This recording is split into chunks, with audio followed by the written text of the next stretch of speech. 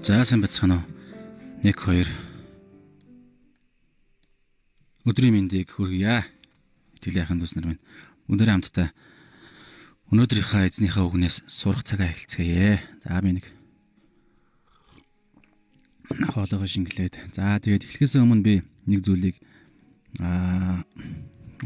уншиж танилцуулаа. Тэгээд залбираад эхэлцгээе.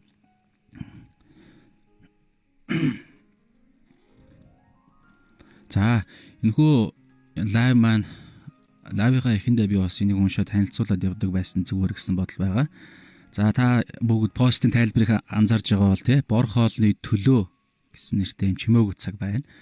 За тэгээ өнөөдрийн маань хэсэг болохоор Матай 5:21-с 26 дугаар ишлэлээр бүгдээр хамтдаа эзнийхээ үгийг сонсож оюун бодлоо шинчлэх тэр цагийг гаргая. Тэгээд зүрх сэтгэл рүү ханддаг. За тэгээд энэхүү Facebook лайвын маань зорилго болохоор бичээсээр өдөр болгон хооллож сурахын тулд өдөр энэ бүгдийг хийхэд хөвшиж дадал болгохын тулд явж байна. За тэгээд үйл явцаа бодитоор нь шууд дамжуулж байгаа учраас элдв янзын зарим зүйлс дээр алдаатай оноотой зүйл байвал та нар ойлгоорой. За тэгээд Библийн үедээ ч гэсэн дахиад эргээд харахад одоо энэ дэлгэцэн дээр хажуу талд эзний үг давхар явж байгаа учраас бас хэрэгтэй байна. Тэгээд эргээд санахад бас яг энэ хэсгээр эргээд үзэхэд. За тэгээд гол анхааруулах гэдэг зүйл маань энэхүү одоо энэ лайв маань ингээ явахад хэрв танд ойлгохдохгүй зүйл байвал танд хитрхи хүнд байвал эсвэл танд нийцэхгүй таны үзэл бодолд нийцэхгүй итгэлт чинь нийцэхгүй зүйл байвал танд сонсохгүй байх үзэхгүй байх бүрэн ирэх нь бол танд байгаа шүү гэдгийг аль бие усаар хэлье.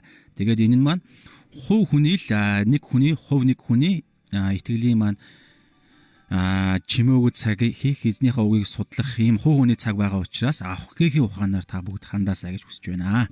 За тэгээ энийг хэлээд бүгд хамтдаа өнөөдрийнхөө цагийн төлөө эзэндээ ариун сүнсэндээ хандан даатхан залбирцгаая. Эзэн бурхан минь би таньда энэ цаг мөчид талархаж байна. Биднийг та өнөөдөр өөрлөгөө дуудаж ирэх замыг шулуун болгосонд баярлалаа. Эзэн минь элдв янзын саад утгар байсан ч бид тэр бүгдийг эзэн хойш нь тавиад эзэн тань руугаа ирж байна. Тэгээд эзэн та энэ цаг мөчид та яриач. Дороо бид бүгдийн ойлголт тэрхэл хязгаартай байдал донд эзэн минь та өөрийнхөө гайхалтай ариун сүнсээр дамжуулан бидэнд өнөөдөр та заагааж тэгээ өнөөдрийн хэлж ярих зүйлийг таны бичээстэр байгаа энэ зүйлийг ойлгохсон амьдралдаа хэрэгжүүлэхийн тулд бид энэ бүгдийг хийж байгаа учраас өдөр тутмын амьдралдаа сонор сэрэмжтэй амьдрахад ариун сүнсийг сонсож ариун сүнсээр өдөрдүүлэн амьдрч чадсан байхын тулд бид танд жолоогоо хатгуул жолоогоо тань руу чиглүүлж байна. Есүс Христийн нэрээр. Амен. За бүгдээр хамтдаа өнөөдрийнхээ хэсгийг уншийе. За эхлээд бүгдээрээ өчигдөр юу боллоо нэг товчхон хараатах юм. За өчигдөр маань нэлээд хүнд гэж хэлж болохоор хүнд юм шиг боловч маш чухал нэг ойлголтыг бүгдээрээ ойлгох гэж хичээсэн тодорхой хэмжээнд. Тэгээд дутуу зүйл олон байгаа, буруу ч юм уу дутуу илэрхийлсэн зүйлсүүд ч гэсэн олон байгаа байх. Гэхдээ ерөнхийдөө юу илэрхийлсэн бэ гэхээр Есүс хуучин гэрээний бүх хуйлууд бүх хүний шаарддаг, бурхны шаарддаг, хуулийн шаарддаг зүйлсийг хүн бид нар ерөөсөө ямар ч чадах биелүүлэх ямар ч боломжгүй боловч Есүс Христ цор ганц гимгүү хүн болсон мөн бурхан 100% бурхан болох Есүс Христ энэ дэлхий дээр ирээд хуулийн шаарддаг зүйл болох төгс бай хуулийг бүрэн төгс нэгийг ч үлдээхгүй бүгдийг биелүүл гэдэг энэ хуулийн нэгдүгээр шаарддаг зүйлсийг Есүс Христ хүн болон ирээд бурхан хүн болон ирээд биелүүлсэн. Хоёрдугаарт биелүүлээгүй бусад хүмүүс болох бидний ирээдүйд төрөх бүх хүмүүсүүдийн биелүүлээгүй хүмүүсүүдээс хууль юу шаарддаг вэ гэхээр биелүүлээгүй бол нэгийг нь ч гэсэн биелүүлээгүй бол бүгдийг нь биелүүлээгүйтэй адилхан гэж бид нар уншсантай Ром номон дээр. Тэгэхээр тийм учраас хууль юу шаарддаг вэ гэхээр заавал үхэх ёстой гэж шаарддаг. Нүглийн хөлс бол үхэл гэж. Тэгэхээр энэ хуулийн хоёр дахин шаарддаг зүйлсийг хүртэл Есүс Христ биелүүлж бидний төлөө хуулийг бүрэн төгс биелүүлсэн. Тэгээд зориг болох зөвхт байдлыг Есүс Христийн дотор ариун сүнсийг тэгээд Есүс Христийн үг нь махан бий болж бидний дунд оршсон гэдэгчлэн түүний үгийг нь бид нар идэх буюу зүрх сэтгэлдээ итгэн хүлээн авч түүгээр амьдарч түүгээр дотроо өөрчлснөөрөө бид Есүс Христээр нэг болсон учраас Есүс бит хоёр нэг учраас бидний өмнөөс хуулийн шаарддаг та нар гим нүгэл үйлцсэн учраас үхэх ёстой гэж хэлсэн тэр шаардлагыг Есүс бит хоёр нэг болсон учраас миний өмнөөс таны өмнөөс хэрв та итгэдэг бол Есүс Христ бүх төлөөс нь төлсөн гэдгийг бид нар үзсэн те. Ингэж Есүс Христ хуулийг бүрэн биелүүлсэн. Тэгээд цаашлаад тэ одоо өнөөдрийн хэсэгтэй холбоотой гол ишлэл нь өнөөдөр бид нар 21-с 26-г үзсэн. Тэгэхээр яг өмнөх ишлэл 20 дугаар ишлэл дээр Есүс Христ асар буруу ойлгох юм бол асар хүнд нэг зүйлийг хэлсэн. Тэр нь фарисеучуд хуулийн багш нарын зөвхт гээд байгаа тэр үйлсээс нь та нарын үйлс. Есүс миний дотор байгаа, миний сүнс та нарын дотор байгаа гэж байгаа. Та нар эдгээр хүмүүсүүдийн үйлсээс гаднах тэр зөвхт байдлаас нь илүү гарахгүй бол та нарын зөвхт байдал сайн үйлс чинь илүү гарахгүй бол та нар Тэнгэрийн хаанчлалд орохгүй буюу аврал та нарт байхгүй байна гэдгийг хэлсэн. За тэгээд эндээс цаашаа бүгдээр явъя. Өнөөдрийн хэсэг. Тэгэхээр фарисеучуудын үйлс, хуулийн багш нарын үйлсээс бидний сайн үйлс хэрхэн яаж илүү гарах юм? Яаж яг тэр илүүгээд байгаа нь юугаараа илүү юм гэдгийг өнөөдөр бүгдээрээ үзнэ. Өнөөдрөөс хойш үзнэ гэсэн. Тэгэхээр бүгдээрээ та бүгд мэдж байгаачлан Матай 5-аас эхлээд Матай 7 дуустал энэ 3 бүлэг дээр Есүс Христийн уулан дээрх сургаал буюу Есүс Христийн үйлчлэлийн хамгийн эхний амаанын сургасан сургаалууд, хамгийн эхний номлолын цаг, эхний сургаалын цаг, хаанчлалынх нь хамгийн суур ойлголтыг Есүс Христ ярьж явж байгаа гэсэн үг шүү.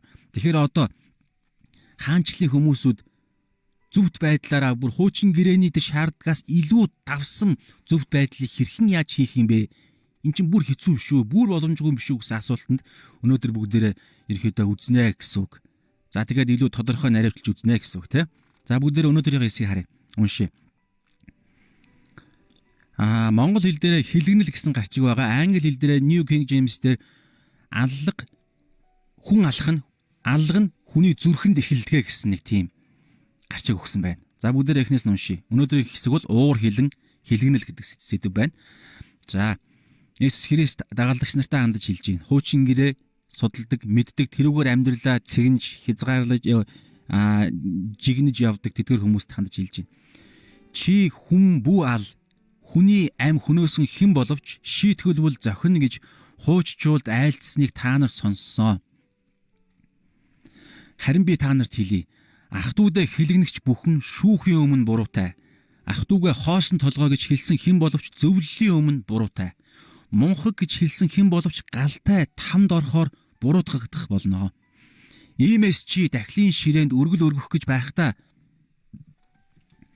чиний эсрэг ямар нэгэн юм ах トゥ уд чинь байгааг санвал өргөлөө дахлын ширээний өмнө орхиод замаараа буцаа.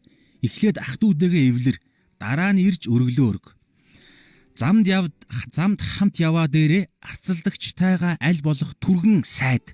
Эс тэгвэл арцалдагч чинь чамайг шүүгчд өгч, шүүгч чамайг дүшмэлд хүргэж чи шоронд хаягдах вэ? Үннээр би та нарт хэлье. Чи эцсийн зоосыг төлдлөө тэндээс гарахгүй. Амен. За тэгэхээр бүгд хамтдаа өнөөдрийнхөө энэ хүү хэсгийг харъя те. За тэгэхээр өнөөдрийн энэ хэсэг маань ерөөхдөө хуучин гэрээний хамгийн ишлэг харах юм бол хуучин гэрээний нөгөө хууль бол 3 хууль байдаг гэж би хэлсэндээ өчигдөр баяр ёслолын хууль гэж байна. Мэс чанарын хууль гэж байна. Тэгээд иргэний хууль гэж байгаа гэж ярьсан те. Та энийг тогтоочорой. Тэгээд баяр ёслолын хууль бол тэгээд тэн дотор амралтын өдөртэй хэрхэн яаж угаалга хийх, дахил яаж өрөх мөрөх гэдэг ерөнхийдөө тэр баяр ёслолын үеэр яах ёстой гэдгийг бурхан зааж өгсөн хуулиуд байгаа. За тэгэнгүүт мэс чанарын хууль болохоор хувь хүн, бурханы хувь хүн өөрөө дотроо ямар хандлага, ямар байдалтай байх уу гэдгээ тэр бурханы өмнө ямар байх ёстой гэдэг талаар үндсэн хууль байгаа. Энд 10 хууль, нөгөө 10 хууль чинь гарч ирнэ. За тэгэнгүүтлээ иргэний хууль гэхээр тэр дотроо хамаг юм хянж яваа тэр хувь хүн маань өөрөө бусдтай яаж харилцах уу гэдэг дээр асар их хууль байгаа.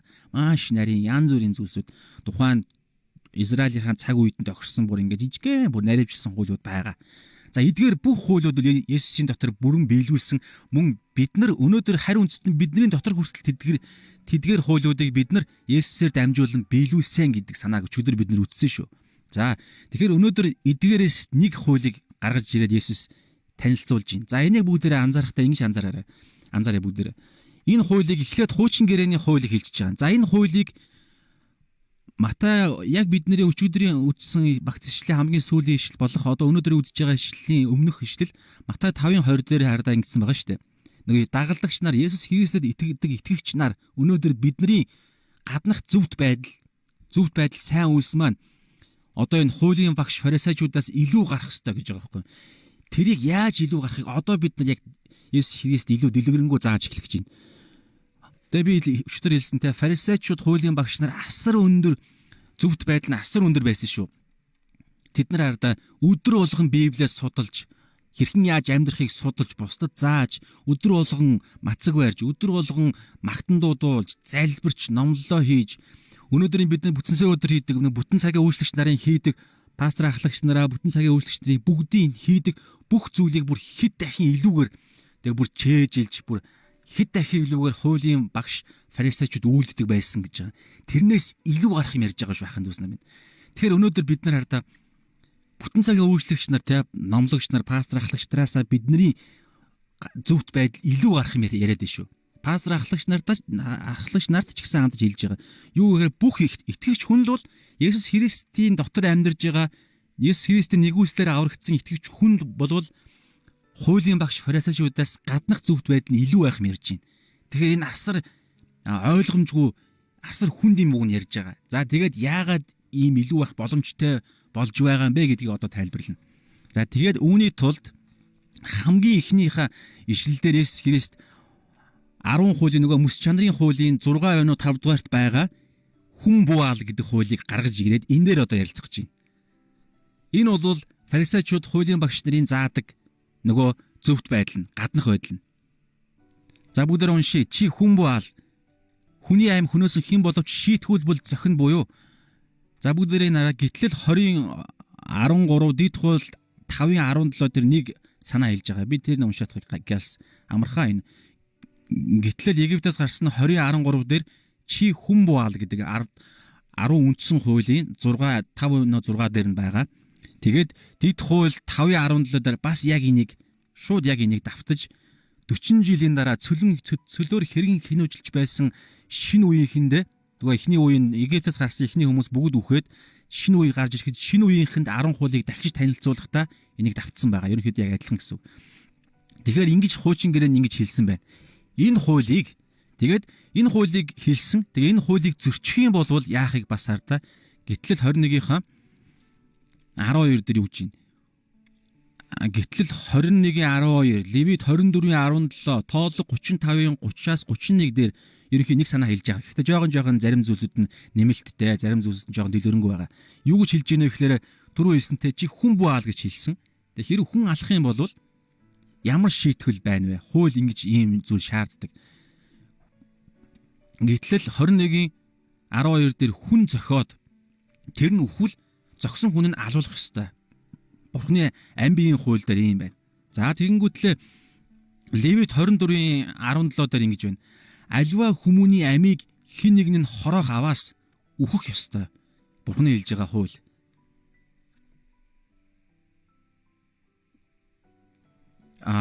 Хууль. За тэгэнгүүтлээ амтныг хороосон нэг нь амиар амтныг хороосон нэг нь амийг амиар нөхөх төлөх ёстой. За энэ дараач хэсэг байна те. За энэ тэгэнгүүтлээ Тоолог 35-ын 30-аас 31 дээр юу гэж байна? Хэрв хин нэг нь хүн албал уг алуурчин гэрч нарын амаар алгадах ёстой буюу гэрч нарын амаар батлагдах юм бол алгадах ёстой. Харин ганц гэрчийн харуулснаар ямар ч хүнийг алах ёсгүй гэж байгаа. Нэг гэрч байх юм бол хангалттай гэрч болохгүй гэсэн санаа жоохон дэлгэрүүлж байна те. Тэгэхээр гол хэлж байгаа санаа юу вэ гэхээр хэрвээ хүн албал тэр хүн өөхөх ёстой гэдгийг Бурхны хууль энийг хэлж байна. За энэ зүйлийг болохоор ерөнхийдөө нөгөө фарисеучуудын зөвхт байдал буюу фарисеучуд яг энэ хуулийн энэ байдлыг л ерөнхийдөө энэ байдлын дагуу амьдарч зааж явж байгаа гэсэн үг. Одоо эндээс Есүс Христ улам тэдний фарисеучуд хуулийн багш нарынхаас зөвхт байдал чинь илүү гарах хэрэгтэй буюу одоо хүн алахыг улам илүү задалж бүр илүү өндөр болох талаар одоо бүгд үзье. Тэрнээс өмнө нэг зүйлийг би олж мэдсэн нь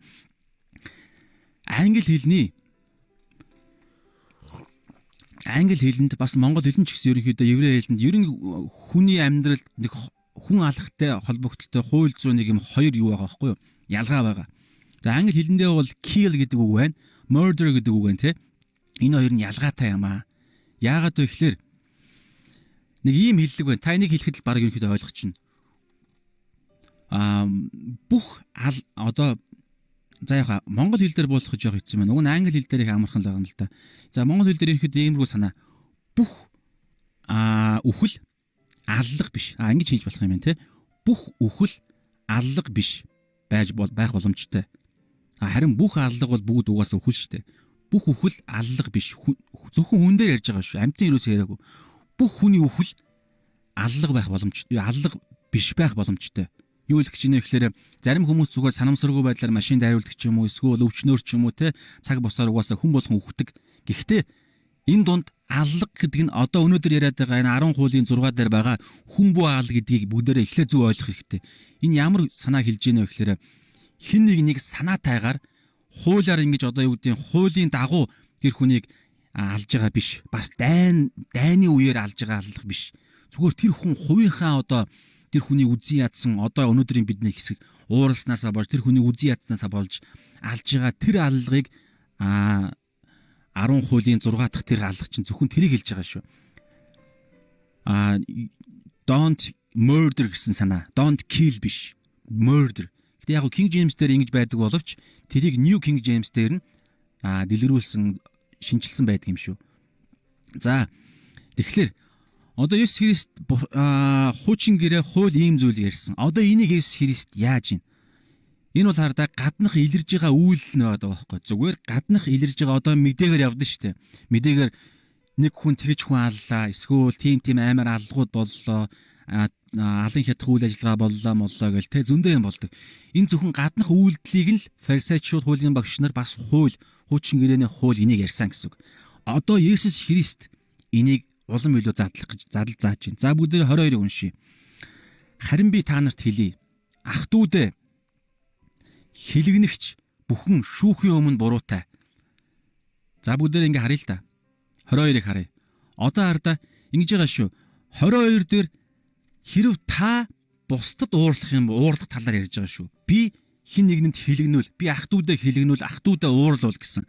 Тэгэнгүүтлээ 23-аас 26 дээр болохоор бусад хүмүүс танд уурлвал яах ёстой вэ гэдгийг Есүс зааж өгсөн шүү. Тэгэхээр ийм хоёр хэсэг байгааг та эхлээ бодчихоорой. Тэгэхээр одоо бүгдээрээ эхлээд та хин нэгэнд ах トゥ устэй хин нэгэнд та уурлах юм бол энэ нь юу вэ? Нэгдүгээр, хоёрдугаар та яах ёстой вэ гэдэг талаар Есүс Христ одоо зааж байна. Яагаад шууд алах хуулийг шууд уурлах руу оруулчихж байгаа юм бэ? Одоо энд Есүс Христ гол юмаа зааж эхэлж байна. За тэгээд 22 дээр Есүс Христийн хэлсэн үг хардаа харин би та нарт хэлье. Ах トゥ удэ хилэгнэгч, уурлагч бүх хүмүүс шүүхийн өмнө буруутай гэд англи хэл дээр яг эднэртэй адилхан. Юусе шууд энэ ялаа өрнө гэсэн санаа шүү. Үх ялтай. Хамгийн 21 дээр байгаа шийтгүүлбэл зохино гэдэг энэ үг чи англи хэл дээр яг энэ хоёр адилхан үг байгаа. За харин би та нарт хэлье. Ах トゥ удэ хилэгнэгч, уурлагч бүхэн шүүхийн өмнө шийтгүүлбэл зохистой гэсэн санаа буруутай. Одоо эндээс хардаа ингээ ерөнхийд нь хэлчихэж байгаа. Шууд ялаа өрөх ёстой, буруутай гэж хэлчихэж байгаа. Тэгэнгүүтлээ ах トゥ хоосон толгой англи дээр болохоор рака гэдэг үг байд юм байна л да. Рака. Ах トゥ рака гэж хэлсэн. Одоо энэ армэ үг юм байна л да. Армэ хэллэг юм байна. Рака. Тэр нь одоо яг манай хэд орчуулсан яг хоосон толгой гэдэг үг.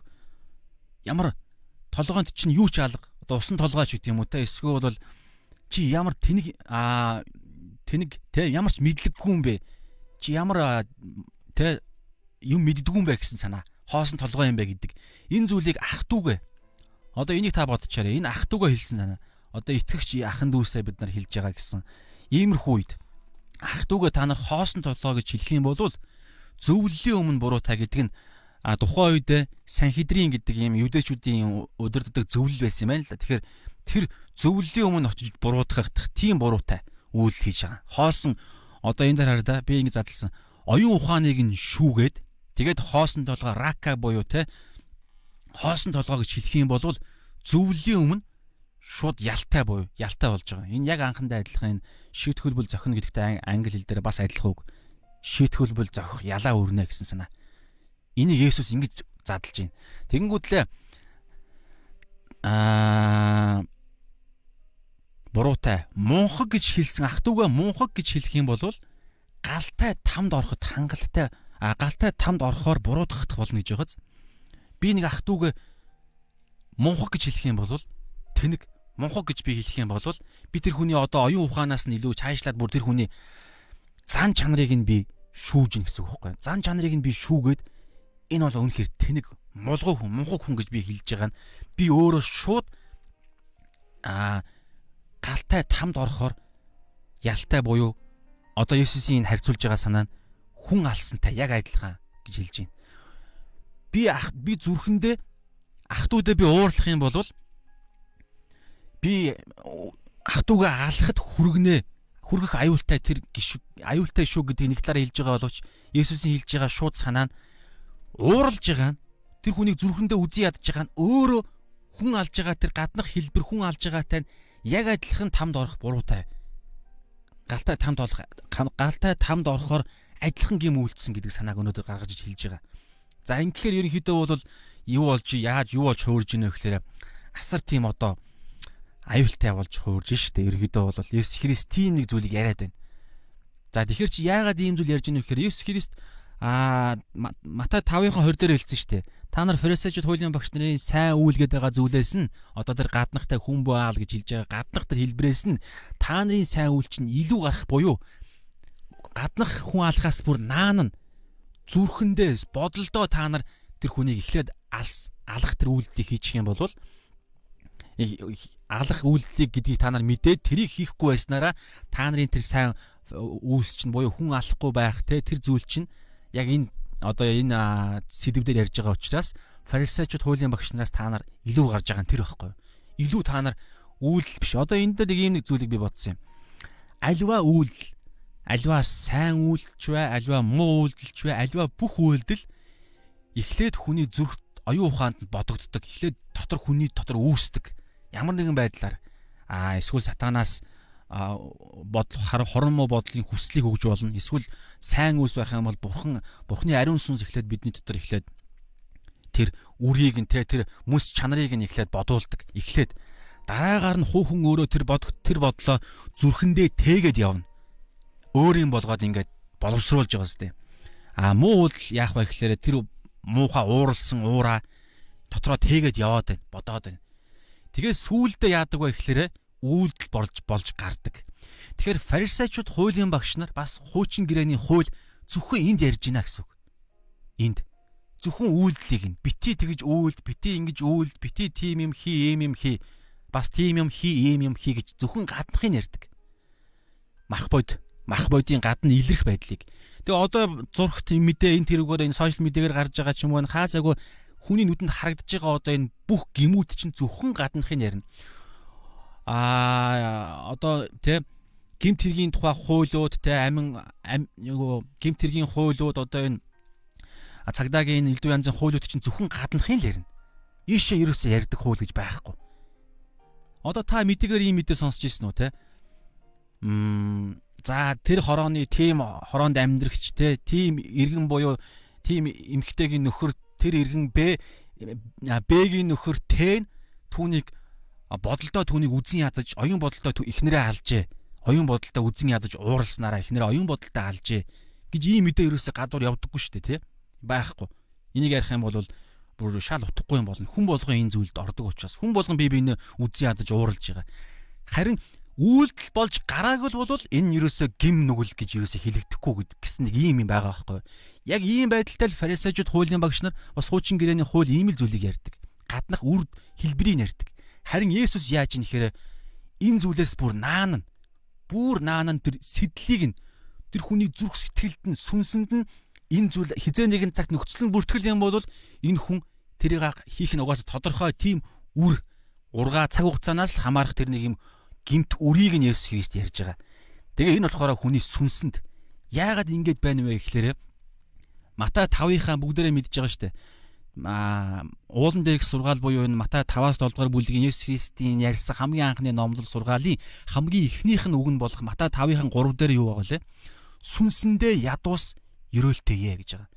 Сүнсэндээ ядуу байдлыг яриад байгаа байхгүй юу? Тэгэхээр өнөөдөр бид нар хараа энийг ойлгоод одоо энд биш тийм мах бодороо тэр гим нүглэхээс илүүгээр сүнсэндээ бид нар ямар муухай гимтэн юм бэ? Өнөөдөр би хүртэл бид нар бүгдээрээ та ингээд бодороо хин нэгнийг үзэн ядаж, асар их үзэн ядаж ууралсан таны амьдрал хин нэгэн байсан уу? Одоо байгаа юу? Итгэгч мөн бай биш вэ хамаахгүй. Над бол байсан. Одоо бол байхгүй гэж би итгэж байгаа. Гэхдээ би шалгана. Над бол байсан. Хар багаас нь биднийг маш их дарлаж, биднийг гэр бүлийн хүчирхийлд өсгсөн надад гэр бүлийн нэг гишүүн байсан. Тэгэхээр тэр хүнийг бол асар ихээр бид нар чинь хар багаасаа үзэн ядаж, уурлаж тэр хүнийг би үзэн ядаж, тэр хүнээс болж бид нар өнөөдөр асар их сэтгэлийн зүрхний эмгэгтэй өссөн. Миний хувьд бол жишээ зүгээр. Тэгээ эзэн энийг эдгэж явж байгаа. Гэх мэтчлэн Монголын гэр бүлд асар их байгаа. Тэгэхээр энэ бүх зүйлс чинь юу илэрхийлж байгаа нөхөр бид нар бүр айл багаасаа бид нар алуурчин болсон гэсэн үг. Бурхны Есүс Христийн ярьж байгаа энэ ойлголтоор бол хэрв надад нөхцөл нь бүрдсэн бол миний нэг нагад зах л та. Хэрв тэр нагад зах маань ахаас одоо бол би том болцсон учраас одоо бол байхгүй. Бурханд итгээд тэнгэр болсон явсан гэж би итгэж байгаа. Тэгэхээр хэрв би одоо энэ зүйлд автагдаад хэрв би ахаасаа одоо том биетэй хүчтэй болоод нөхцөл нь бүрдээд нөгөө хүн дахиад биднэр лөө ямар нэгэн байдлаар бидний хүчийг хилж яхад хэрв миний нөхцөл нь бүрдээд надад тийм дотор ариун сүнс байхгүй үед нөхцөл нь бүрдээд би магадгүй арх уудсан явж байгаад тэгээд нөгөө ах хүчин те одоо ямар нэгэн байдлаар ээж мэжийн манай ээжээ зоддог ч юм уу ингээд бөө юм болоход нөхцөл нь бүрдээд миний уур маань яг ингээд яг тогтсон хэмжүүртэй ирээд ширээн дээр хутга байж таарад тэгэх юм бол би шууд дүрэн штэ. Энэ бол ерөөсө зөвхөн гадны илрэл байхгүй да. Харин эзний хэвлэлээр би одоо эзэнд итгэж ариун сүнсээр би айл хэзээ шинчлэгдэж өөр хүн болж бусдыг үзэн ядах биш те. Бусдыг хайрлах, бусдыг ойлгох, бусдыг тэр зүйл би болсон. Гэхдээ одоо надаас өөр энэ дэлхий дээр зөндөө олон Монголд ч гэсэн зөндөө олон ийм аюултай нөхцөл байдал байгаа байхгүй. Тэгэхээр яг Есүс Христийн хэмжүүрээр буюу нөгөө фарисеучуудын гаднах илрэл биш бүр зүрх сэтгэлдээ хүн зөвхт байх гэдэг энэ зүйлийг ярьж байгаа Тэнгэрийн хаанчлал Есүс Христийн бий болгож байгаа энэ Тэнгэрийн хаанчлалыг чинь үндсэн хуулийнхын тэр хэмжүүр нь гаднах биш зүрхийг яриад байгаа байхгүй. Зүрх болон сүнсэндээ. Тэгэхээр гаднаа бид нар мундаг цуглаанд үйлчлээд гой юм сургаад бие биендээ хайртай шүү гэж хэлдэг гэж болно. Гэхдээ хайртай шүү гэж хэлчихэд эргэж хараад нөгөө хүндээ нөгөө баялаар үзэн яддаг хүндээ яалтчгүй хайртай гэд хэлүүлчлээ шүү. Одоо энэ номлогч энэ Магдалины цагаар ч юм уу те. Гэхдээ л бид энэ дург өрөөд байгаа.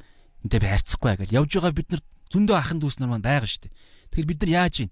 Өнөөдөр бид нар Тэнгэрийн хаанчлалынхаа тэр бас ариун сүнсний биднээс хүсэж байгаа Тэнгэрийн Есүс Христийн тэр хүсэж байгаа тэр хэмжүүд бид нар хүрэхгүй байгаа даа байхгүй. Тэгэхээр ийм зүйлийг Есүс Христ ярьж байна гэсэн үг. За энэ болохоор эхнийх нь бид нар бусдад уурлахтаа яах вэ гэдгийг ярьж байна. Шууд ялтаа гэдгээ бид нар ойлгоо. Тэгэд одоо яах юм гэхлээр бид нар шууд Бурхан руу хандах байхгүй. Энэ дандаа хүний зүрх сэтгэл сүнсэнд одоо энд те сүнсэнд энэ бодолд хүний зүрхэнд болж байгаа учраас ийм байгаа бидэнд эхлээд ойлгож мэдээд улаа та би хүн алаад байна гэмтэн байна яг хэрв та хин нэгэнд уурлаад тэгээд тэр хүнийг тэг хин хүн зүрхэндээ уурлаад би одоо тэр хүнийг шүүгээд оюун бодлыг шүүгээд энэ бол өстой шаал тэнэг амт молгоо гэж хэлж байгаа бол хилцэн байгаа зү галтай тамд ороход буруутгах гад байна гэж ярьж штэ хин нэг оюун бодлоор нь би рака буюу те хоосон толгой гэж шилэх юм бол ах дүүгээ ярьж байгаа шүү дээ. Дайснаа яриаггүй. Одоогийн байдалд итгэгч ахын дүүсээ хүртэл хэрэг би хин нэг зан чанараар нь те тэнэг мулгуу гэж одоо энэ дээр хэлсэн те хэлэх юм бол одоо энэ дээр мунхаг гэж хэлвэл галтай тамд орохоор буруутгах болно гэж Есүс Христ дагалдагч нартаа хандаж хэлж байна. Фарисеучудад биш. Тэгээд тэд нар юу гэж хэлж байна? Фарисеучудаас та нарын үйлс илүү байх ёстой буюу та нар хүн алаагүй болохоор та нар гим үйлдэггүй гэж явж байна. Наадах чинь зүвт байдал биш ээ. Энэ бол зөвхөн илэрлэн. Фарисеучуд ийм л юм яриад байгаа юм. Харин миний ярьж байгаа бол та нар хүн алах тэр сэтэл буюу хамгийн анхны тэр уур үзэн ядалт. Одоо бүгдээр энийг уншия. 1-р Иохан 3-ын 15 дээр одоо хэлсэн байгаа. Ах дүүгээ үзэн яддаг бүхэн алуурчин мөн гэж Иохан хэлсэн. Есүс Христийн дагалдагч. Есүс Христийн зүрхэнд байдаг дагалдагч нараас нь хамгийн урт насалсан илчилт номыг бичсэн. Иохан номыг бичсэн Иохан өөрөө энийг хэлсэн. Есүс Христийн 12 дагалдагчных нь хамгийн дотн 3 дагалдагч байсан. Иохан, Яаков, Петр. Энэ гураас Иохан нь бүр илүү Есүстэй ойрхон байсан. Есүс Христ ингэж хэлж байна. Ах дүүгээ үзэн яддаг хүн Иохан алуурчин мөн гэж хэлж байгаа шүү дээ. Ах дүүгээ гэж байгаа шүү. Итгэгч ахын дүүгээ. Итгэлийн ахын дүүгээ үзэн ядж байгаа нь аль хэзээ түүнийг алсантай адилхан гэж Есүс хэлсэн. Иохан ч энийг баталж байна. Ариун сүнсээр дамжуулаа. Тэгэхээр өнөөдөр бид нар ийм аимшигтай зүйл Өнөөдөр чуулганд бид нар ах дүүгээ алсаар байна. Энийг шууд хатуу хэлэх нь үнэхээр зөв байна. Гэтэл бид нар хардаа олон зүйлээр бид нар энэ зүйлээ бид нар өнгөрөөгөөд байна. Нэгдүгээрт мдээгүй байна. Энийг мэдэх хэрэгтэй байна. Тэнгэрийн хаанчлал ийм зөвхт байдлыг яриад байна шүү дээ ахын дүүс нар минь. Тэгээ цаашдаа одоо ярин завхаархыг ярин хойшоо ингэж яриад явна. Бусдыг шүүх талаар гээд дандаа илүү зүрхний юм ярьж байгаа байхгүй. Тэгээд одоо хоёр дахь хэсэг нь түрүүн эхний хэсэг нь болохоор бид нар бусдад уурлахаараа үзэн ятахаараа бид нар юу хэн болж байгааг бас ямар аюултай зүйлд орж байгаа гэдгийг ярьсан. Одоо хоёрдугаарт нь Есүс Христ нэг хоёр жишээг татсан байна. Бүгдээрээ 23-аас 26 дээр байгаа. 23-аас 26 дээр хэрэв бусад хүмүүс танд бусад хүмүүс дотроо 23-аас 24 дээр нь ах дүүс чинь буюу итгэлийн ах дүүс чинь танд уурлах юм бол 25-аас 26 дээр итгэлийн ч биш дайсан гэж байгаа байхгүй юу.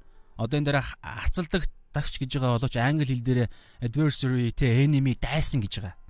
Дайсан үл итгэгч хүмүүс хүртэл бүр тэр отгаа те бусад гаж урсгалынхан эсвэл бусад шашны ислам бөөмө ялгаа байхгүй.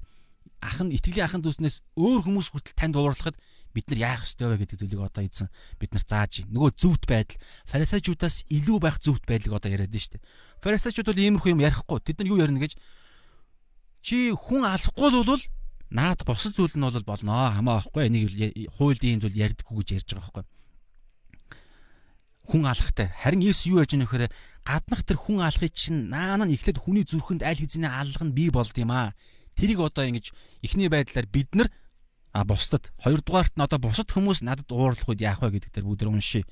За 23 дээр иймээс чи дахлын ширээнд өргөл өргөх гэж байхдаа чиний эсрэг ямар нэгэн юм ах дүүд чинь байгааг санвал одоо энэ тардаа бодлын төвшөнд мэдрэмжийн төвшөнд ярьж байгаа шүү. Итгэлийн ахын дүүс итгэлийн ахын дүүс чуулгантай нөхрөл дээр бид нар ийм зүйлийг маш их мэдэрдэг. Энэ бол дандаа хардаа ариун сүнсний мэдрүүлээд байгаа нөгөө зөвхт байдал нөгөө нэг Тэнгэрийн хаанчлалын зөвхт байдлыг илэрлэн байхгүй да. Өргөлөө дахлын ширээний өмнө орхиод замаараа буцаад эхлээд ах дүүтэйгээ буюу итгэлийн ах дүүтэйгээ эвлэр дараа нь ирж өргөлөө өрг буюу мөрүүл хүндэтгэл нөгөө нэг үйлчлэлээ хий гэсэн санаа. За иймээс чи дахлын ширээнд өргөл өргөхдөө те яг эзний өмнө залбирах гэж байгаа бол эзэн рүү хандах гэж байгаа бол те ирэх гэж байгаа бол наан нь ариун сүнс сануулдаг. Та сайн сонсох юм бол бүтэнсээ өдөр та мөргөл өрөхгөө чуулган руу явж явахдаа өглөө босохдоо ч юм уу урд өдөр нь ч юм уу эсвэл хаалгаар орохдоо танд ариун сүнснийг юм сануулна. Энэ хаалгаар орох чигт энэ хаалганы дотор байгаа итгэлийн ахын дүүс нь буюу ахын дүүс дунд чинь ямар нэгэн надтай асуудалтай хүмүүс санагдана. Яна тэр хүнтэй таарчих үедээ энэ хүн өчтөр би ингээ хэлсэн. Энэ хүнийг би ингээд шүүцсэн гэ зөндөө юм бодогдно. Тэд нар чи ариун сүнс танд бодуулж байгаа. Зорилго нь юу юм? Одоо хэлж штэ. Иймээс чи дахлын ширээнд өргөл өргөх гэж байхдаа чиний эсрэг ямар нэгэн зүйл ах トゥ чинь байгаа санавал. Одоо би ингээд орохдоо те эсвэл би ингээд мөргөл өргөхгүй явж байхдаа бүтэнсээ өдөр хин нэгнийг би гомдоцсон юм шиг. Би хин нэгэнд гомдсон юм чи ихний хэсэг шүү. Ихний хэсэг ярьцсан. Би хин нэгэнд гомдож хин нэгэнд би ууралж байгаа бол би тэр хүнийг алдчих гинэ гэсэн санааг ярьсан шүү дээ. Аль эзэнэ алдсан гэсэн. Тийм учраас эн чинь шууд энэ үед яах вэ гэхээр бид нар эзэн рүүгээ ханд эзэн биднийг уучлж байгаа. Тэгээд тэр хүнийг би шууд зүрхэндээ үзэн ядж байгаа бол зүрхэндээ би уучлаад шууд тэр хүнийг уучлах хэрэгтэй. Хэрвээ хин нэгэн намаа гомдоосон бол одоо болохоор юу ярьж байна вэ? Хин нэгэн хүнийг би гомдоосон бол за энэ бол асар олон юм яригд. Асар олон зүйлсүүд маш чухал зүйлсүүд болж байгаа шүү. Хин нэгэн хүнийг би гомдоосноо та ариун сүнс танд сануулна. Хэрвээ та ах дүүс буюу Есүс Христийн нэрээр нэгдэж ах トゥ болсон бол Христ Бурхны өв залгамжлагч нар болсон бол таны дотор ариун сүнс байгаа учраас ариун сүнс чинь танд сануулна. Хин нэгнийг би гомдоодсон. Хин нэгэн миний эсрэг нэг юм тэгээ явж байгаа гэсэн бодол танд байгаа. Тэр бодол чинь төрөх үед яах вэ? Одоо юу гэж байна? Мөргөл хүндэтгэл залбирлаа шууд цогсоогоод мессеж бич. Эсвэл шууд утаст. Эсвэл хэцүү учраас ихэвчлэн хэцүү учраас бид нар мессеж бичиж болж байна. Шууд тэр дороо хардаа энд нэг маш чухал үг байгаа шүү. Ах トゥ 23 дээр иймээс чи дахлын ширээнд өргөл өргөх гэж байхдаа яг тэр үедээ чиний эсрэг ямар нэг юм ах トゥ чинь байгааг яг тэр үедээ өргөх гэж байхдаа санавал өргөлөө дахлын ширээний өмнө орхиод Уг нь бурхан бит хоёр асуудалгүй шүү дээ. Тэгээ бурхандаа өргөчөө дараа нь шийдэе л да гэдэг юм бодолд орж ирнэ угаасаа бид нар ингэж дандаа ингэж юмыг салгардуулдаг учраас. Гэтэл Есүс юу ярьж байна? Эний цаана асар аюултай зүйл нэг хүн алах зүйл чинь нэг хам сэдв шүү дээ. Би тэр хүнийг баг тэр хүн ч үхэж байгаа байхгүй юу? Эсвэл би бас үхэж байгаа. Тэр хүн үхэж байгаа. Тэр хүнийг би гомдооснороо тэр хүн минь надад дуурлаад байна шүү дээ. Тэр хүн бас үхэх гээд байгаа байхгүй. Тэгэхээр ийм аюултай зүйл ярьж байгаа учраас тэр дороо хүний хүн үхэж байхад бид нар яадаг вэ? Шууд альва ямар ч юм хийж исэн, ямар ч автобус бид нар өөрийнхөө амьдралаараа замаараа алхаж исэн ч гэсэн тэр нэг хүн хүчээвэл шууд зогсоод бид нар тэр хүний амийг агуулахын төлөө цагдаа дуудд юм уу, түргэн дуудд юм уу, ямар нэг юм болдог үстэй. Хайртай энд одоо ах トゥ ярьж байгаа учраас хайртай хүн чинь ах トゥ чинь, хайртай хүн чинь, эхнэр чинь, ээж чинь хүчээвэл бид нар ямар ч чухал ажил байсан тэр бол шууд хоёрдугаарт ордон шүү дээ. Яг ийм байдлаар шууд өргөлөө дахлын ширээний өмнө орхиод замаараа буц. Яг ирсэн замаараа буц уу юу? Яг энэ бурхан руу ирж байгаа энэ сэтгэл чинь яг энэ нөр буцаад яг энэ сэтгэл дээрээ шууд буц гэсэн санаа. Танд ямар юм илэрхийлэгдэж байна. Тэгээ өргөлөө дахлын ширээнийхээ өмнө орхичоод аваад бүтэндээ орхичоод хүлээгдэж байна гэсэн үг шүү дээ. Тэгээд эхлээд ах トゥ утэйгээ эвлэр эхлээд гэж байгаа шүү дээ. Эхлээд өргөлөө өргөчөөд дараа нь биш. Эхлээд мөргөл хүндэтгэлээс өмнө эхлээд шүү. Бурхан энийг л хүсэж байна. Ийм ингэж би аюулгүй нөгөө хүн аюулгүй байх гэдэг. Би нөгөө фарисеучуд хуулийн багш нарын үйлсээс бидний сайн үйлс чинь ингэж бид нар илүү байх гэдэг. Ариун сүнс мэдрүүлж байгаа бол би хин нэгнийг уурлуулсан гэдгийг мэдрүүлж байгаа бол тэр мэдрэмж тэгээд эвлэрнэ гэсэн санаа. Энд хардаа хэн буруутай байх нь юусаа хамаахгүй. Тэр хүний буруутай байгаад миний зүв байгаад тэр хүн уурлсан байсан ч энд хэн буруутай байх юм яригдахгүй байгаа. Одоо юу яригдж байна вэ гэхээр энд амнаас яригдаад байна. Хүн үхэх гээд байна. Итгэлийн ахын дүүс маань үхлийн тэр үрэн тархитах гад байна. Ингиж хин нэг алга ингэж бий болдог. Нэгдүгээр, хоёрдугаар хүн хідэн хэсгээс бүрддэг үлээ сүнс сэтгэл бий. Тэгэхээр бид нар тэр хүний сүнсийг ч гэсэн алж байна. Алах аюулд бий болж байна. Магадгүй би тэр хүнийг уурлуулсан, магадгүй би тэр хүний эсийн ахлагч нь байж болно шүү дээ. Эсвэл би пастор нь байж болно. Эсвэл би арай олон жил төрүүлээд явцсан тэр хүн надаас балчир тохиолдол байж болно. Тэр үед би тэр хүнийг уурлуулаад тэр хүнийг би шүүгээд надад шүүх мэдлгүүд нь байгаад байгаа юм шүү дээ. Тэгэхээр би буруу ашиглаад би тэр хүнийг шүүгээд гомдоодсон уурлуулсан. Тэгэхээр тэр хүн гомдоод цуглаанаас явуул яах вэ? Итгэлээсээ явуул яах вэ? Сүнслэг үхэл яригдэн шүү дээ. Харин сэтгэлийн төвшөнд цуглаанаас явахгүй ч гэсэн тэр хүн ингээд яг тэр зүйл дээр бит хоёрын харилцаанд донд бит хоёрын харилцаанд хайр сэтгэлийн харилцаа үхэж байгаа байхгүй юу? Цаашлаа тэр хүн яг тэр хэсэг дээр өөртөө итгэх үнд цэн нь бурхны бий болгож байгаа дүр төрх нь үхүүл яана. Бүр цаашлах юм бол арайч бид бие биенээ алчихгүй байх. Гэхдээ бие биенийгээ алдаг тэр махан гаднах тэр яг жинхэнэ бие биенийгээ алж байгаа аллах чинь ийм л байдлаар бий болдог. Хүний эхлээд хүсэл тэгээд зүрхэнд ингээд явдаг. Тийм учраас хүний амьтаа холбоотой зүйл учраас хэн буруутай байх нь хамаахгүй. Ихэвчлэн бид нар буруугүй гэж бодож явдаг. Яг сайн шалгах юм бол бид нар ч буруутай байх оролцоо байдаг юм байна лээ шүү.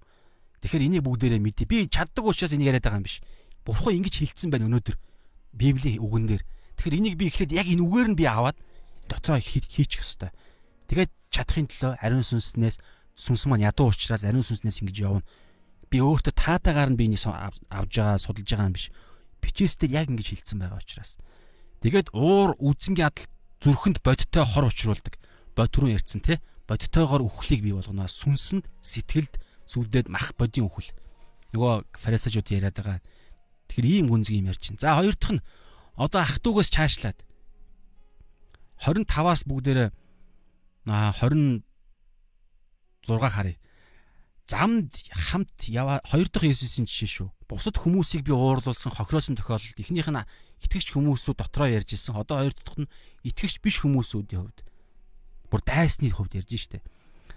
Замд хамт яваа дээрээ арцалдагч гэдэг чинь ардаа би английг гаргаж өгье. 25. Энэ биш тэ би гаргацсан байсан юм байна. Энэ ардаа agree with your adversary. Энэ үг хардаа энэ дээр ингэ гарах чинь дайсан гэж байгаа зү. Дайсан enemy. Арцалдагч дайсантайгаа гэсэн үг шүү. Замд хамт яваа дээрээ энэ хааш явж байгаа зам бэ? Одоо гарч ирнэ. Замд хамт яваа дээрээ арцалдагчтайгаа аль болох түргэн боломж хайгаад аль болох түргэн эвл сайд.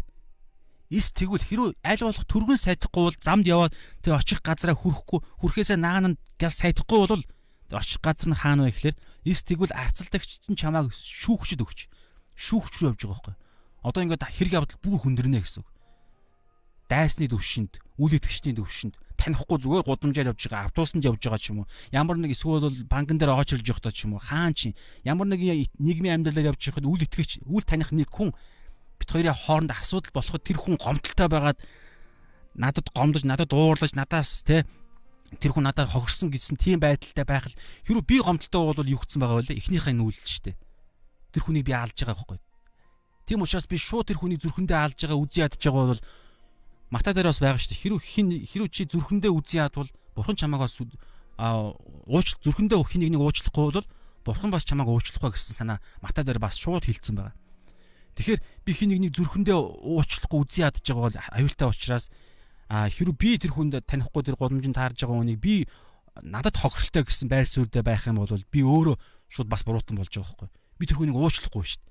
Бурхан намайг уучлаад байхад би тэр хүнийг уучлахгүй байна гэдэг чинь би бурханаас авсан асар их ивэл өрөөлөө би ойлгоогүй баг аваагүй юм шиг хандж байгаа байхгүй. Тэгэхээр асар их 100000 тэр их ивэл өрөөл авсан мөртлөө 100% өртөө хүнийг нөгөө нэг боол Мата дээр байдагчлан өршөөхгүй байна гэдэг чинь бурхан бид нарыг шууд хариуцлага тооцно гэсэн. Харин энэ дэр болохоо юу ярьж байгаа нөхөр тэр хүн надаар хохирцсон надад гомдолтойгоо хэлж байгаа тохиолдол ярьж байна. Би тэр доороо хардаа замд яваад ирээ яг маргаан үүсчихэд ингээд ингэж байгаа дээрээ тэр дороо эсвэл би машинтай явж байгаад нэг хүний машиныг нь мөрөгдөг ч юм уу хэрвээ тэр хүн машин маань би хогшсон байхад хүртэл тэр хүнийг уучлаа зүгээр хэрэг явдлаа ингээд тэр хүнд ингээд хамтаа ойлголцоо шийднэ. Харин тэр хүнийг би хохироосон гэдэг нь тодорхой тэр хүн хохироосон гэдэг юм ярьж байгаа юм бол юу ярих вэ гэхээр би аль болох түргэн сайд эвлэр гэж байгаа байхгүй. Сайд эвлэр тэгэхгүй бол хэрэг явдал бүр хүндэрнэ. Тэгээд яаж ийн шүүгч дагаад ч үгэн шүүгч дүшмүлдэд хүргэнэ. Тэгээд би ялаа өрнө гэсэн санаа. Тэгэхээр ийм зүйл ярьж байна. Гомдлыг нь тэр дор нь барагдвал уучлалтгүй хэн буруутай байх нь хамаагүй. Ягаад тэгэхээр тэр хүн тэгж харж байгаа учраас тэр хүний хараа шууд уучлахгүй хэрэгтэй. Ягаад вэ гэхээр эн чинь өөрөө аюултай юм болох гээд шүү дээ. Хэрвээ ардаа ингүүл яах юм? Таны зүг гэдэг нь үнэхээр тодорхой, Библийн дагууч тодорхой, бусад хүмүүс хэрвээ байгаад харсан бол бас таны зүг гэдэг нь тодорхой нөхцөл байдал үүссэн байлаа гэж бодъё. Гэхдээ нэг баримт юу гэхээр тэр хүн өөрөө таны зүг гэж харахгүй байгаа байхгүй юу? Таны буруу гэж харж байгаа. Миний буруу гэж харж байгаа. Тэр хүн өөрийнхөө зүг гэж харж байгаа. Тэгэхээр тэр хүний нүдэнд өөрийнхөө зүг гэж харагдаж байгаа учраас тэр хүний талд шударгаас зогсож байгаа гэж харж байгаа учраас тэр хүн асар тийм биднээс дээр байр суурьтай гэж бодож байгаа учраас ийм нөхцөл байдалд нь бид нэр үргэлжлүүлээд ингээд маргалдаад арцд шүүгч рүү ингээд яваад их юм бол тэр хүн биднийг алгах аюултай шүү дээ. Нөгөө яриад байгаа гаднах хэлбэр хараа та бодлолдоо тэр хүн өөрийнх нь зүг гэж бодож байгаа. Тэгээд сүүлдээ зүрхэндээ энийгээ тэгээд маргаан бүр чаашлаад ингээд зүрхэндээ бүр өөрийнх нь зүг гэдгийг нь ариун үйл итгэгч хүн бол ариун сүнс сатан хүртэл түүнийг ингээд ятгах нь яалчгүй зүг энэ хүний буруу одоо наад хүнээ шууд шийдэх мэдэх гэдэг юм уу яа тий. Тэгж байгаа биднийг алуул яана. Бид нар тэгэл цагаас өмнө явах нь шүү дээ. Гэртээ очиж мэдээж. Гэхдээ хохирно шүү дээ. Тэр хүн өөрөө шоронд орно бас. Тэр хүнийг ч бид нар хохироож гин, өөрөө ч хохирж гин. Тийм учраас тэр хүний хэн буруутай зүг байх нь амаа ахгүй. Гомдлыг барагдуулаад уучлахгүйгээл асуудлыг тэр доорн шийд. Шүүхэд очихоос өмнө ийм зүйлийг ярьж гин. Эн чинь юу юм? Эн чинь өнөөдөр бидний амьдарж байгаа Есүс Христ гэдэг хаантай энэ хаанчлалын энэ амьдралын сайн үйл зөвхт байдлын хэмжүүр чинь энэ аахгүй юу? Зөвхөн гаднах нэг хүнийг хутгаар ч юм уу буугаар ч юм ингээ алж байгаа тэр үед л энэ хүн аллах гэж тооцогддог. Одоо бүх улсын хууль ийм л юм ярьдаг шүү дээ. Тэр хүнийг амин өгсөн байх юм бол аллах болно. Зүгээр дотроо тэр хүний үзий ядж бол аллах болохгүй шүү дээ. Тэнгэрийн хаанчлалын хууль буюу Есүс Христийн хууль, ариун сүнсний хууль ийм л юм ярина. Тэгэхээр бид нар чинь ариун сүнсийг тэгээд сүнсээр амьдарж байгаа Есүс Христийн бий болгож байгаа энэ хууль одоо энэ ярьж байгаа энэ хуулиар амьдарж байгаа юм болвол Есүс Христ Матай 5:20 дээр хэлсэнчлэн та нарын зөвхт байдал фарисеучуд буюу одоо энэ элдв одоо бусад бүх энэ хүмүүсүүдийн зөвхт байдлаас илүү байх ёстой. Бусад хүмүүсүүдийн зөвхт байдалд Монгол улсын үндсэн хууль юу ярьдیں۔ хүн алж ижил яг алга болно шүү дээ. Тэр хүн амин тасарж ижил амин таслалт болно. Би алга дээр ярьж байгаа шүү. Өөр одоо тэр хүний биед халдах малдах юм яриаггүй. Амийг нь таслах юм ярьж байгаа. Тэгэхээр тэр хүн өхөөгүй байх юм бол тэр хүн яг алга болоогүй, зүгээр босод зүйлсүүд бий болно. Бид нь халдсан, хүчинтсэн гэх янз бүрийн зүйлс. Харин Есүс юу ярьж байна? Тэр хүнийг зүрхэндээ үзий ядж байгаа нь тэр хүнийг яг алсан гэж хэлж байгаа байхгүй. Тэгэхээр ийм бид нар хянамгаа. Тэгэхээр өдөр болгон бид нар зүрхээ сүнсээ хянаж шалгах ийм зүйлийг Есүс Христ ярьж шít. Ингэж өнөөдөр бид нар яг аврагдсан Тэнгэрийн хаанчлалын иргэн буюу ингэж байж л та нар Тэнгэрийн хаанчлалд орно гэж байгаа юм. Тэгэхгүй бол та нар яавч орохгүй гэд Матай 5:20 дээр ярьж шít. Тэгэхээр ийм өндөр юм Есүс ярьж байгаа. Есүс өөрөө бас яг ингэж амьдарсан. Тэгэхээр яаж чадах юм бэ гэхээр эргээл бид нар Есүс Христийн хамгийн анхны сургаал сүнсэндээ Матай 5:3 дээр нөгөө 8 9 ерөөлтөй 9 бидний амьдралын хэм маягийн хамгийн анхных нь Тэнгэрийн хаанчлал руу орох хамгийн үүд нь сүнсэндээ би ямар муухай гимтэн дангаараа би ямар ч зүйлийг хийж чадахгүй дангаараа би бурхны хэмжүүрт хүрэх ямар ч боломжгүй гэдгээ ойлгоод нүв нүцгэн шалдан гимтэн гэдгээ хүлээмжшөрөөд ядуу надад юу ч байхгүй гэдгээ хүлээмжшөрөөд гуйлггүйдэг годомжин таардаг ядуустай адилхан юу ч байхгүй гэдгээ хүлээмжшөрөх үед бурхан биднэрт өөрийнхөө харалдаа ядуус ерөөлтөө Тэнгэрийн хаанчлалт тэднийх гэж байгаа сте гашуудагсад ерөөлтөө тайвшруулыг авах болно. Тэгээд дэлхийг өөлөх болно. Бурханы хаанчлалт тэднийх, бурханы хөвгүүд гэж нэрлэгдэх болно. Тэгэхээр чин бид нар энэ зүйлээ мэдэх үедээ сүнсэндээ сул дорой гэдгийг мэдэх үед бурхан бидэнд ариун сүнсээ өгнө. Тэгээд ариун сүнс чинь өөрөө автоматар ажилтдаг юм шиг байхгүй юу? Ариун сүнс бид нар бүрэн бууж өгж байгаа цагт л ариун сүнс өөрөө ажиллана гэдэг. Би өөрөө бүрэн ариун сүнсээ та гэдэг юм. Тэгээд өнөөдөр бид нар энэ тэр тусмаа ямар үед ярьж байгаа гэхээр уурлах үедээ. Таны зөв байх, буруу байх юм яриаггүй. Би хин нэгэнд уурлах юм бол би шууд хүн алах тэр үйлдэл рүү орж байгаа учраас шууд бууж өгч ариун сүнсэнд бууж өгч би гимээ улааж бурхны өмнө очно гэсэн үг. Тэгээд тэр хин нэг хүнийг зүрхэндээ уурлаж, зүрхэндээ үзий ядж байгаа бол би бурхан намайг эхлээд яг тийм муухай дорой ядуу байхад намайг уучлсан гэдгийг ойлгоод тэр хүнийг би уушлах хэвээр. Харин хин нэг уурлуулах буюу 2 дугаар хэсэг 23-аас 26 дээр эхний хэсэг дээр нь би ах トゥ угаа итгэж ахын дүүсээ би уурлуулах юм бол шууд мөргөл рүү явж байгаа бол зогсоогоод магтан дуу хийж байгаа бол та шууд зогсоогоод магтан дуугаа шууд зогсоогоод номлож байгаа бол шууд зогсоогоод тэр үедээ шууд тэр хүндээ уучлалт. Шууд тэр хүнтэйгээ эвлэр гэсэн санаа. Тэгж тэр хүнээ итгэлийн ахын дүүсээ бид нар аварна. Сүнсийг нь үххээс аварна.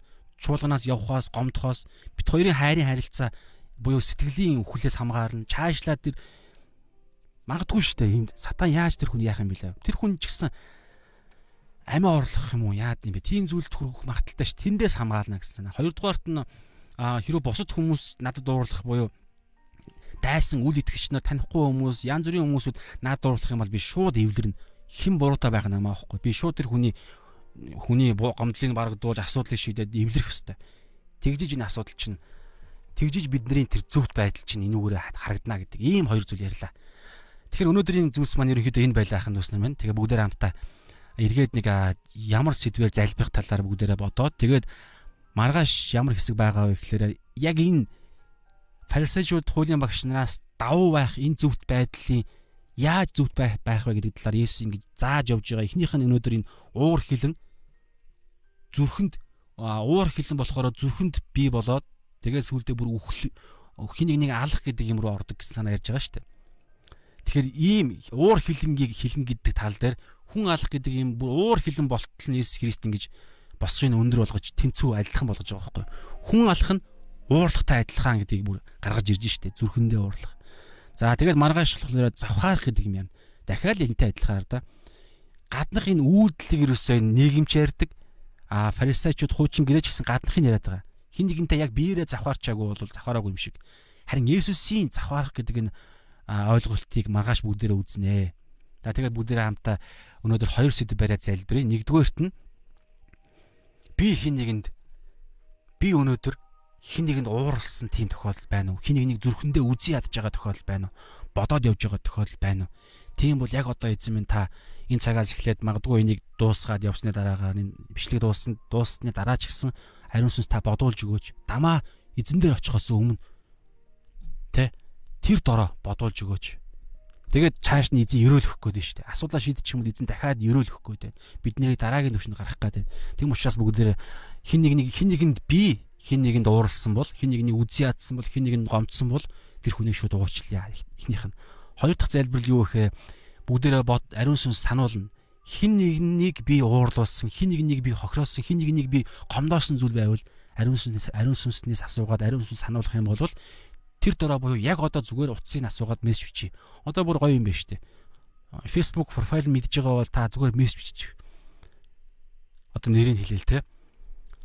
Над нэг тийм мэдрэмж төрөөд байна. Итгэлийн ахын дус үл те. Бурхан ариун сүнс надад нэг зүйл сануулад ах шиг байна. Хинэ би чамайг гомдоосон уу? Дээр нэг тийм болсон. Тэндээс чи нэг зүйл мэдэрсэн байх те. Ингээд ариун сүнс сануулад намайг зэмлээд байна. Тэгээ би ингээд чамаас уучлалт гуйж байна. Та зүгээр мессеж бичих. Бурхан ингэж та бурханы үгийн дагуу та үйлдэл гаргаж байгаа юм чинь та өөрөө ерөөж байгаатай адилхан байхгүй. Тэгэхээр тэр хүн ерөөлөж чинь авбал тэр хүн адилхан ерөөгдөн. Ерөөлөж чинь авахгүй бол та эргээл ерөөлөө өөртөө аав буюу та хийх юма хийсэн. Гэхдээ энэ дээр болохоор та Есүс юу гэж хэлсэн байгаа вэ? Зогсоогоо та эвлэрэгдсэн байгаа шүү. Тэгэхээр та эвлэрхийн төлөө яваад байгаарай. Мессеж бич, дахиад бич, тааралтахаараа эхлээ та мэндэл. Эн чинь юу вэ? Үхэл яригдчих штэ ахын дүүс минь. Хин нэгэн үхэх гээд байна. Зүгээр нэг юм сайхан сэтгэлийн те эвтэй байх, найрамдалтай байх ах дүүсийн нөхрөл яриаг энэ цаан чинь үхэл бий болох гээд байна. Хин нэг бол та, нэг бол тэр хүн. Тэгэхээр ийм аюултай зүйл, ийм өндөр түвшинд үхлийг ярьдаг учраас зөвхөн гаднах хэлбэр биш. Бүгдээр хамтдаа энэ талаар залбирая. Тэгээд энэ хоёр сэдвийг бариа те. Тэгээ үйл итгэгч хүмүүсийн дунд ч гэсэн хин нэг би уурлуулсан гомдоосон зүйл байгаа бол те. Ах トゥ самаатан садан дунд ч юм уу тийм байгаа бол эсвэл одоо та ингээд ажилласаа гараад гэрээсээ гараад явах чинь хин нэг та тэгж уурлуулах юм бол хин нэг нь тань руу уурлах юм бол зүв буруу байх намаа байхгүй та зүгээр л уучлах гүйчээрэй. Энийг сурмаар наханд байсан юм. Энд чинь асар олон зүйлийг эзэн хамгаалах бас бидний дүр төрх нөгөө та нарын сайн үйлсийг хараад тэнгэр дэх эцэг чинь алдаршихын тулд та нарын сайн үйлс тэдний өмнө тийхүү гэрэлтгэ гэж байгаа шүү дээ. Тэгэхээр эзнийхээ хаанчлалын төлөө бас ингэж харуулъя бүгдээрээ. За залбирая. Эзэн минь цагийн төлөө талархъя. Тэгээд өнөөдөр та бидэнд ариун сүнс дотор минь суурлуулсан бид бүгдэд суурлуулж өгсөн ариун сүнсээрээ дамжуулан та бид нартай ярьж эхэлж байгаа учраас ярьсаар байгаа учраас үргэлжлүүлэн ярих учраас талархъя. Тэгээд эзэн хүн алах гэдэг энэ хамгийн аимшигтай гим нүгэл итгэгч бидний хувьд бүр үрнэ хизээ таригддаг хизээ энэ үхэл аллах бий болдгийг та бидэнд харуулж өгсөн учраас талархъя эзэн минь ээ. Бид нар үнэхээр энэ ишлэлийг урд нь зөндөө уншиж явсан боловч яг ингэж эзэн бид нар ийм аимшигтай яг бодиттой үхэл тэгээд галтаа тамд орох хэмжээний ийм буруутгагдах ийм бодиттой үхлийн үр байсныг нь бид нар өнөөдөр ойлголоо эзэн. Тийм учраас яг одоо би ариун сүнсээ яг одоо танаас бид гуйж байна эзэн минь. Есүсийн дотор эзэн таньгүйгээр бол бид нар энэ бүгдийг хийж чадахгүй. Үргэлжлүүлэн бид нар үзий ядсаарлах болно. Үргэлжлүүлэн миний зүв гэж бодсоор л байх болно эзэн минь. Тийм учраас аава та биднийг үргэлжлүүлэн удирдаач. Бидний зүрхийг эзэн минь та зөөллөөч. Та махан зүрхэн дээр өөрийнхөө хуулийг та сийлсэн гэж өчигдөр та бидэнд хэлсэн. Тийм учраас зүрхэнд минь аль хэзээ байгаа энэ хуулийг үргэлжлүүлэн мэдэрч амьдрахад та туслаач эзэн. Тэгээд сануулж өгөөч. Яг одоо таныхаа өмнө гимшин улааж байна. Тэгээ энэ бичлэгийг дараа нь үзэх хүмүүсүүдийг ч гэсэн та хамгаалж өгөөрэй. Та үргэлжлүүлэн яриараа маргаашийн цагийг хүртэл тань даатгая. Үргэлжлүүлэн залбирсаар, тасралтгүй залбирсаар байхад та биднийг өдөр дараа хэмээн Есүсийн нэрээр залбирч байна.